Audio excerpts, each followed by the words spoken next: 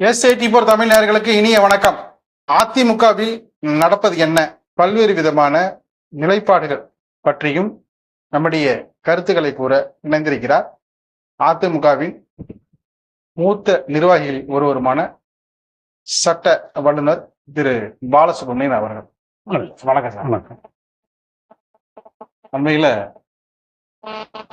திருமதி வி.கே. சசிகலா தென் மாவட்ட சுற்றுப்பயணம் மேற்கொண்டாங்க. அதை பத்தி உங்களோட கருத்து? அது சுற்றுப்பயணம் கிடையாது, அது வெற்று பயணம். என்ன இப்படி சொல்லிட்டீங்க? போக வேண்டிய அவசியம். அவங்க போய் என்ன சுற்றுப்பயணம் பண்ணி யாரை பார்க்க முடியும், என்ன செய்ய முடியும் கட்சிக்கு? அதெல்லாம் வெறும் சொல்றேன்னா வெற்று பயணம் தானே தவிர அது சுற்றுப்பயணம் கிடையாது. என்ன சும்மா தானும் இருக்கிறோன்றதுக்காகவும் தான் பணத்தை செலவு பண்ணி ஒரு விளம்பரத்தை தேடிக்கிறதுக்காக தான் போறாங்களே தவிர அதனால ஒரு கட்சிக்கு எந்த ஒரு விதமான லாபமும் கிடையாது. எப்பெல்லாம் போயிருக்கணும், எப்பெல்லாம் கட்சிக்காரனை பார்க்கணுமோ அப்பெல்லாம் போகலாம் மறந்துட்டு இப்போதான் கட்சிக்காரன் மேலே ஏதோ ஒரு பெரிய அக்கறை வந்துருக்கு. என்ன போயிட்டு என்ன பண்ண போகிறாங்க? நான் வர தேர்தலில் ஏதோ ஆட்சி பிடிக்க போகிறேன்ற மாதிரி பேச போகிறாங்களா? இல்லை கட்சிக்காரங்களுக்கு என்ன செய்ய போகிறாங்க? என்ன சேர்த்து வச்சு இந்த பணத்துலையாவது கொஞ்சம் கொஞ்சம் கொடுக்க போகிறாங்களா நிர்வாகிகளுக்கும் தொண்டர்களுக்கும்? எல்லாம் ஒன்றும் இல்லை. எதுக்கு போகிறது? சும்மா நாமளும் இருக்கிறேன் அப்படின்னு ஒரு விளம்பரத்துக்காக தான் போகிறாங்களே தவிர வீட்டில் பேச்சு துணைக்கு யாருமே இல்லை, அக்கம் பக்கமும் இல்லை, சொந்த பந்தமும் வர்றதில்லை. சுற்றுப்பயணம் தானே போகணும், தேசாந்திரம் மாதிரியே போடணும் அந்த காலத்தில். இப்போ அவங்க வயசான காலத்தில் ஏதோ கோயில் குளம் போகிறதுக்கு போல அது மாதிரி தென்னிந்தியாவில் சுற்றுப்பயணம் போயிட்டு இருக்காங்க.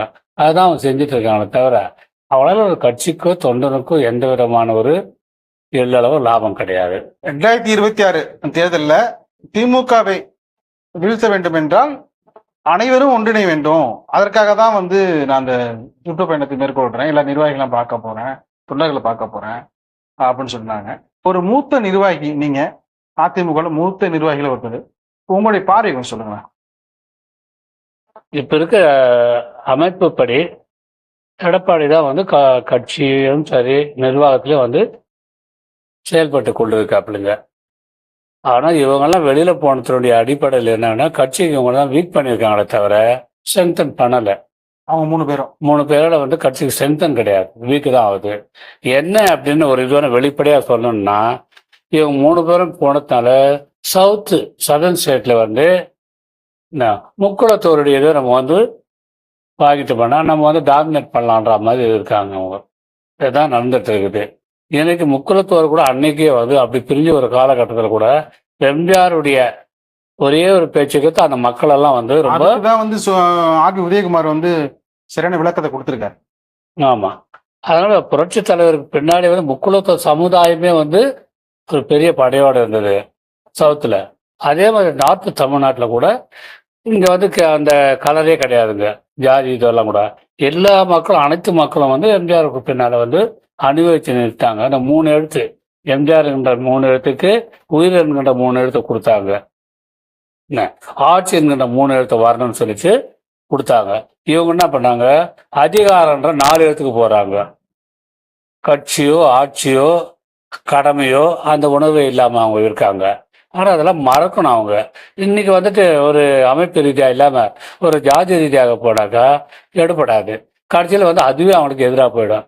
ஏன்னா அவங்களே கூட முக்குளத்தோர் அமைப்பில் இருப்ப கூட எந்த முக்குளத்தோர் சமுதாயத்தை நன்மை பண்ணாங்க? யாருமே கிட்ட விடலைங்களே. இவங்க தானே ஒரு அரணா அமைஞ்சிட்டு அம்மாவை கூட யாருமே பார்க்க விடலை, யாரு கூட பேச விடலை. இவங்க தான் வச்சு சட்டன்ற மாதிரி இருந்தாங்களே தவிர எந்த முக்குளத்தோர் சமுதாயத்தை சேர்ந்த நல்ல உள்ளங்களுக்கு போயஸ் கார்டன் சேர்ந்தது இல்லையே. அவங்களாம் ஒதுங்கி அன்னைக்கு இருந்ததுனால தென்னகத்தில் இருக்க முக்குளத்தோர் நல்ல சமுதாயத்தை சேர்ந்தவங்களாம் வீர மரபர்களாக இருந்து அதிமுக காப்பாற்றிருப்பாங்க, நல்லா ஓட்டு போட்டிருப்பாங்க. இவங்களோட செயலால் தான் இன்னைக்கு வந்ததுங்க. அதே மாதிரி நார்த்து தமிழ்நாடு எடுத்ததுன்னா கூட யாருமே ஒரு ஜாதி பின்னாலேயோ வேற ஒரு அமைப்பு பின்னாலேயோ கூட போகலைங்க. புரட்சி தலைவர் என்ற ஒரு நல்ல ஒரு அமைப்போடு தான் பின்னால போனாங்க, கட்சிக்கு பலமா இருந்தாங்க. அந்த நிலைமையெல்லாம் மாத்திட்டு தென் தமிழ்நாட்டில் இருக்கிறவங்க அந்த உணர்வுல நம்ம அதிமுக புரட்சி தலைவர் எம்ஜிஆர் அவர் செஞ்ச நல்ல தியாகம், அதுக்காக நம்ம அதிமுக மறுபடியும் ஒரு அரணா இருக்கலாம் அப்படின்னு ஒவ்வொருத்தரும் போர்வாளா வந்தாங்கன்னா 2026 மீண்டும் அதிமுக பயங்கரமான சப்போர்ட்டோட ஆட்சிக்கு வரும்.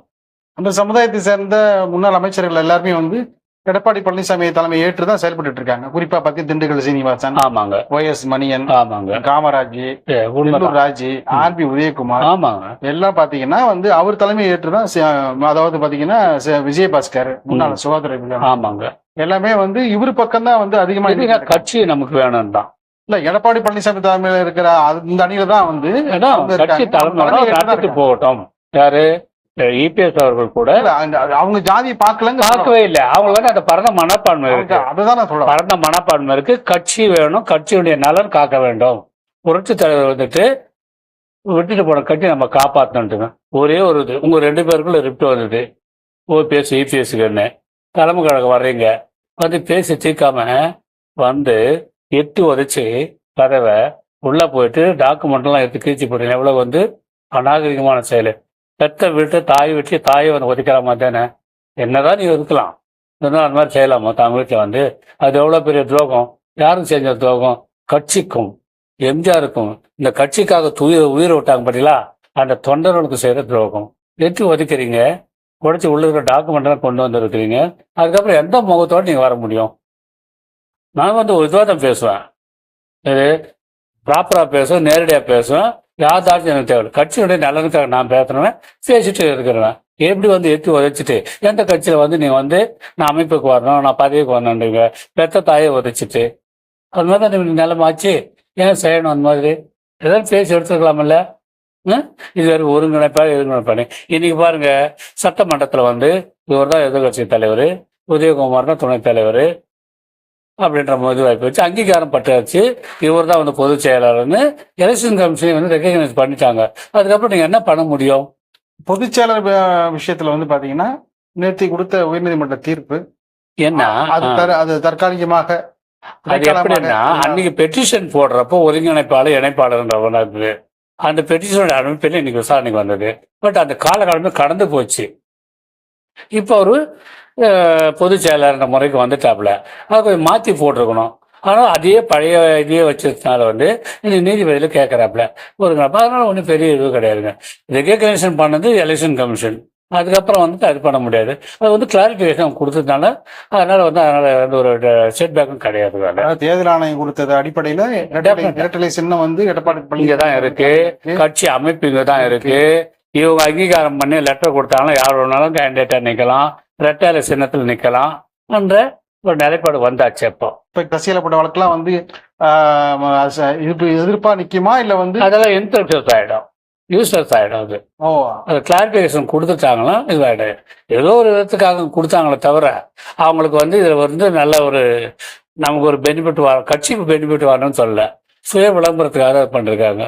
OPS போட்ட அந்த வழக்கு கூட வந்து ரொம்ப நாள் நிக்காது. எப்படின்னா, நீங்க வந்து ஒழுங்கா கட்சியில் இருந்திருந்தீங்க இது பண்ணிருக்கோம். அது ஏற்கனவே கூட நான் குறிப்பிட்டேன். நான் வந்து தர்ம யுத்தம் நடத்தினேன்னு. ஏன் தர்ம யுத்தத்தில் நீங்க கடைப்பிடிக்கல? அன்னைக்கு ஏதோ நடந்ததுங்க. நடக்கக்கூடாத சம்பவம்லாம் நடந்தது அம்மா இறந்ததுக்கு அப்புறம். அதுக்கப்புறம் நீங்க பண்ணீங்கல்ல, அந்த தர்ம யுத்தத்தோட நீங்க நின்றுருந்தீங்கன்னா இன்னைக்கு எடப்பாடி வந்திருக்க முடியாது, OPS தான் வந்திருக்க முடியும். நீங்க அதுல இருந்து வந்து எல்லோரும் ஏமாத்திட்டு போயிட்டீங்க. கட்சியில யாரும் உங்க சொந்தக்காரன்ற முறையில் நீங்க தினகரனையும் சசிகலா அம்மையாரை ஏத்துக்கிட்டு அங்க போய் உட்காந்துட்டீங்க. சசிகலா தர்ம யுத்தம் நடத்தின மறுபடியும் எங்க போய் விழுந்தீங்க? அங்கதானே போய் விழுந்தீங்க. எப்படி நான் வந்து நம்ப முடியும்? இவருக்கு 3 பேரு உள்ள ஒற்றுமை வருவதற்கான வாய்ப்புகள் இருக்கா? சசிகலா, டிடி தினகரன், முன்னாள் முதலமைச்சர் 3 பேருமே வந்து ஓப்பனா சொல்லணும்னாக்கா என்ன, அவங்க ஜாதி அடிப்படையெல்லாம் ஒன்னா சேர்ந்து வந்திருக்காங்க, கட்சி அடிப்படையில் வரல. அவங்க 3 பேருக்குள்ளே ஒற்றுமை இல்லை. ஆமா, அப்ப நீ அங்க வந்து என்னன்னாக்கா, நீ பெரியவனா நான் பெரியவனா, அந்த 3 பேருக்குள்ள அந்த ஈகோ வரதான் செய்யும். இவர் அவருக்கு அடிமை ஆகணும்னு பார்ப்பாங்க, அவங்க 2 பேரும் இவர் அடிமை ஆகணும்னு பார்ப்பாங்க. என்ன எப்படி இது பண்ண முடியும்? நீங்க கட்சியில் இங்க வந்தீங்கன்னா கூட அதே ஈகோ இங்க கொண்டு வந்துச்சு. என்ன இங்கே வந்து விஷ விதை தூக்கின மாதிரி ஆயிடும், நல்ல விதை தூக்கின மாதிரி இருக்காது. என்ன நீ தனித்தனி முறையில் வந்து எல்லாத்தையும் முடிச்சு சாதாரண உறுப்பினரா செயல்பட்டால் நல்லது.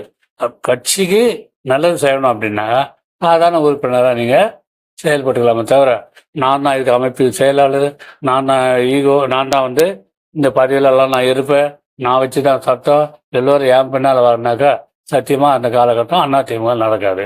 ஏன்னா அதிமுக இருக்க தொண்டர்கள் அத்தனை பேருக்கும் வேதனுடைய இடத்துல எல்லையில இருக்காங்க. என்னடா இவ்வளவு பெரிய கட்சி, புரட்சி தலைவர் கட்டி காப்பாற்றின கட்சி, என்ன அவர் இருக்கிற வரைக்கும் யாராலுமே அசைக்க முடியல. ஈவன் இந்திரா காந்தியால கூட அசைக்க முடியல. அவருடைய ஆட்சியை கலைச்சப்ப கூட அதை விட அதிகமான இடத்துல தான் அவர் வந்தாரு. அப்படின்றப்ப இன்னைக்கு இவங்க 3 பேரால் வந்து இன்னைக்கு கட்சி படுகொலிக்கு போயிருக்கேன்னா எவ்வளவு வேதனைக்கு உண்டாந்து. நம்ம வந்து அதிமுக சொல்லத்தை கூட வந்து வேதனைப்படுறான். அதற்கு கேட்ப நீ எந்த குரூப்னு கேட்குறோம்.